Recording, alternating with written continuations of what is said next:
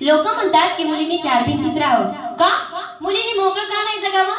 शिकायला लागली की लोक म्हणतात झाली शहाणी. अहो पण त्यांना जाऊन सांगा की मीच आहे उद्याची झाशीची राणी.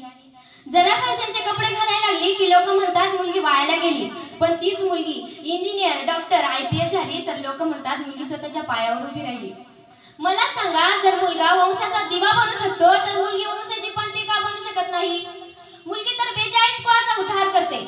माहेरच्या 21 आणि सासरच्या 21 अशा 21 पिढ्यांचा उद्धार ती करत असते. ती मुलगी किती महान असेल हो. पण त्याच मुलीवरती काहीही कारण नसताना अत्याचार होतो, बलात्कार होतो, तरी सुद्धा कोणी पुढे येत नाही. ज्या मुलीला वाचवलं पाहिजे हा धर्म त्याच लेकीवरती हात टाकतो. चिमुकल्या पावलांनी घरभर फिरणारी लेक, तिच्या आत आई बहीण बघणारा धर्म कुठेतरी दिसेनासा झालाय.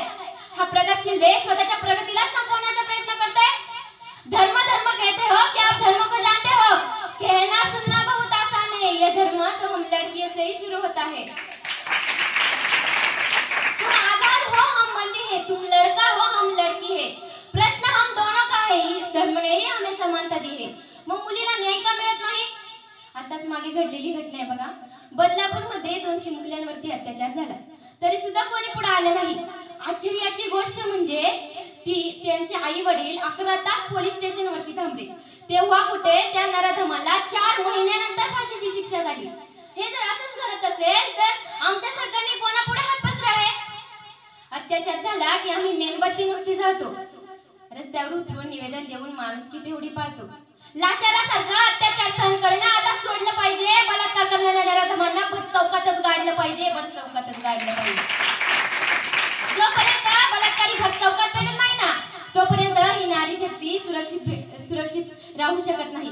साहेब आता तरी तुम्ही छत्रपती शासन आठवा. बलात्कार करणाऱ्या नराधमांना फाशी अशी निर्देश पाठवा.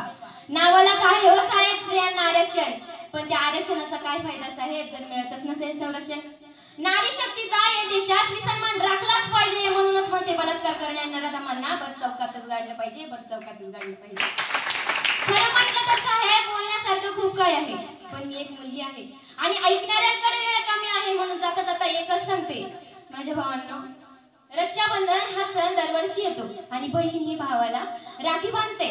भाऊ तिला काही ना काही गिफ्ट देतो.